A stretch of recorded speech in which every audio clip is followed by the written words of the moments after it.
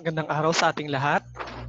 Ngayon naman ay tuturuan ko kayo kung paano pag-rewrite ng general form ng quadratic function papunta sa vertex form at vice versa. Ano nga ba ang general form ng quadratic function? So, ang general form po, ito po yung function or equation in the form or written in the form y equals ax squared plus bx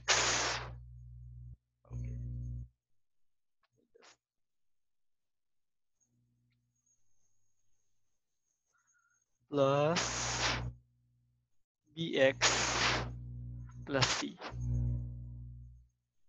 Ayan, yan yung general form. Kapag sinabi naman natin na vertex form, ito yung y equals a, ayan, x minus h, and squared plus k. So bakit ba siya tinawag na vertex form? Kung maalala po ninyo, na takal ko po ito doon sa pag-graph ng quadratic functions na kung saan meron po tayong ginamit na h at saka k. So yung h at saka k po, ito yung vertex ng ating graph. Ibig sabihin, this could be the lowest or the highest point of the graph. That is the turning point of our graph. So proceed po tayo sa example. We have y equals x squared minus 2x minus 3. So this is written in the form or in the general form of our quadratic function. There are actually two ways para po ma-graph or para po malaman yung or para ma-rewrite sa general form sa vertex form yung ating function. Yung isa po, yun po yung tinatawag ko na incomplete. Incomplete siya kasi hindi po siya sinosolve or hindi po siya dumediretso sa pag-solve ng values ng x. Yung ginagamit po natin dito yung konsepto ng completing the square. Tapos po yung pangalawa, ito po yung paggamit natin ng formula para mahanap po yung value ng h at saka k. So, una po natin gagawin is yung completing the square. Okay? So, let's do this. We are going to isolate the terms that has variables first. So, gumamit po tayo ng parenthesis para ma-isolate yung mga yan. Then, syempre, we factor out the numerical coefficient of the leading term para po maging 1. Ayan. Siguro po, mapapansin niyo walang magbabago doon sa loob kasi nga po, 1 na po yung numerical coefficient ng x squared. Pero kapag meron pong ibang values yung ating a, dyan na po magkakaroon ng pagbabago. Specifically, dito po sa ating middle term. So, let's proceed. So, magko-completing the square na po tayo. Gagamitin po natin yung ating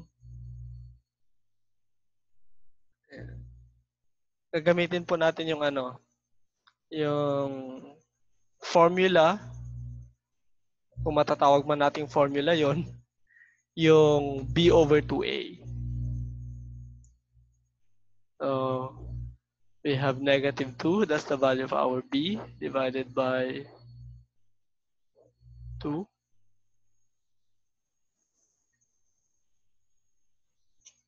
Equals 1. Negative. Then you square. That will be equivalent to 1. Ayan. So, ito po yung ating pangatlong term dito sa loob ng parenthesis. So we have y equals 1 x squared minus 2x plus 1. Then we have, sorry,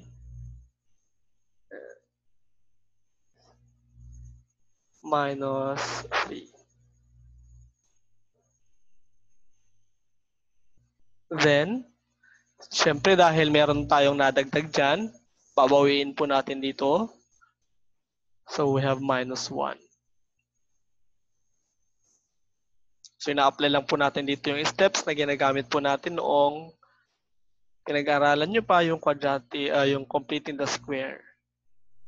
Then, we have, ayan, i-factor na po natin yan. Gumamit po tayo ng perfect square trinomial. Then minus 4 equals, ayan na po, nagawa na natin. Naisulat na po siya in the form y equals a, quantity x minus h squared plus k, wherein h is positive 1 and k equals negative 4. Yung positive 1 po, na value ng h, ito po yun. So, kung tatanungin nyo, kung tatanungin nyo po, sir, bakit meron naman pong negative dyan? Ayan. So, tatandaan po natin yung ano niya, yung pagkakasulat. Ayan. X minus H. Ayan. So, yung negative po dyan, nandyan na talaga yan. Ngayon, kung naging plus yan, this will become a negative value. So, tatandaan po natin yan. Tapos yung K, you follow the sign. Ayan po. Next, yung pangalawang solution. Ginamit po dito yung ating formula para po sa H and K.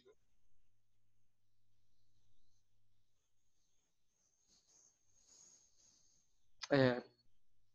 H equals negative B over 2A.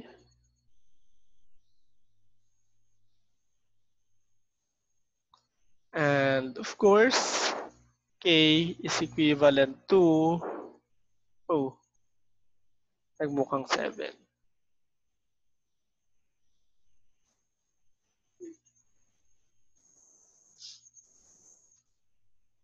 K equals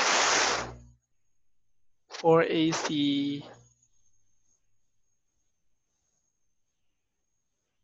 minus B squared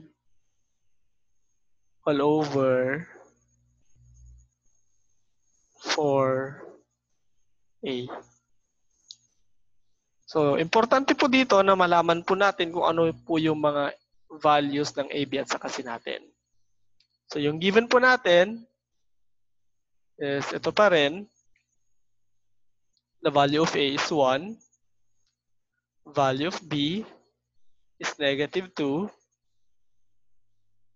Oh, nag-stop. Okay. There we go. And negative 2 and C equals negative 3. So let's apply all those, or let's substitute all those values in our formula. So negative B, ayan, negative, then yung value ng B, negative 2, all over 2A. So 2 times 1. This will give us, so negative times negative, magiging positive 2, all over 2 times 1, that is 2, and of course, the value of H is positive 1. For the value of K, we have 4AC, and for the value of A is 1, value of C is negative 3,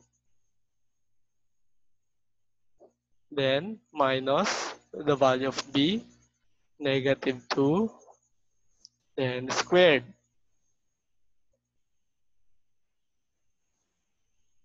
All over 4a, sorry.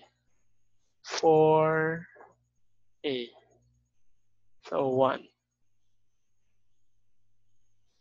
Simplify. That will give us negative 12. Nasa numerator po tayo. Minus 4 all over 4. Negative 12 minus 4, that's negative 16. Then, ayusin lang natin. Then divide that by 4 and you have the value of k, which is negative 4. So basically, pareho po yung nakuha natin na value ng h sa k. But it doesn't end there kasi nga po, ang gusto natin ay makuha yung ating vertex form. So yung value po ng a natin ay 1. So susundan lang po natin yung vertex form natin.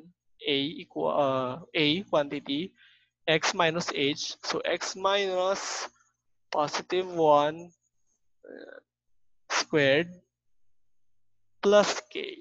So minus 4. That is our answer. And as you can see, we got the same answer as the first solution.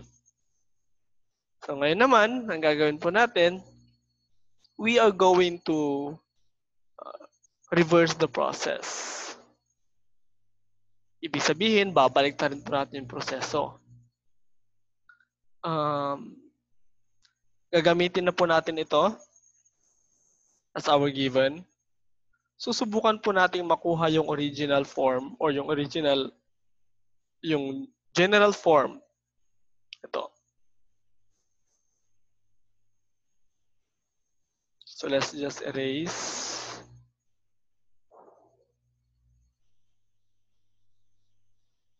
a certain portion. Siguro ito na lang.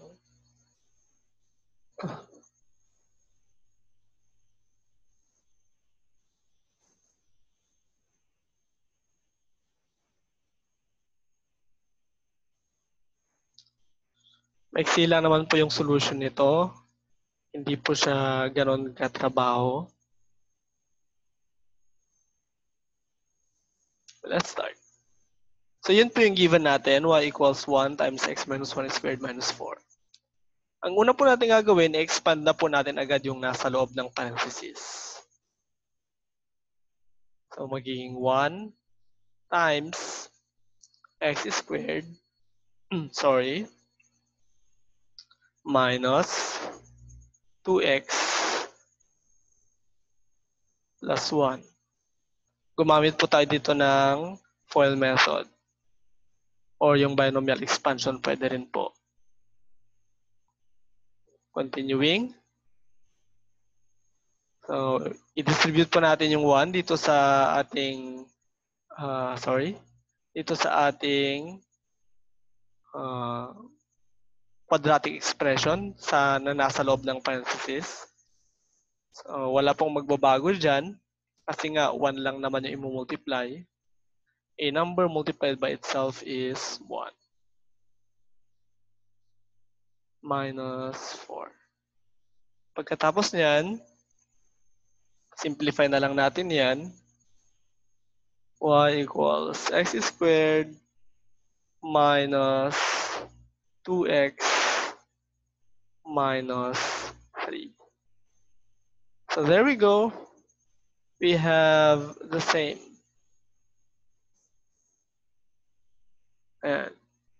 Answer. I hope you have learned something. If you have questions, pwede po kayo mag-comment. If you have clarifications, or kung meron po kayong topic suggestions, you could also leave them down in the comment section. So that will be all. Thank you for joining, or thank you for watching.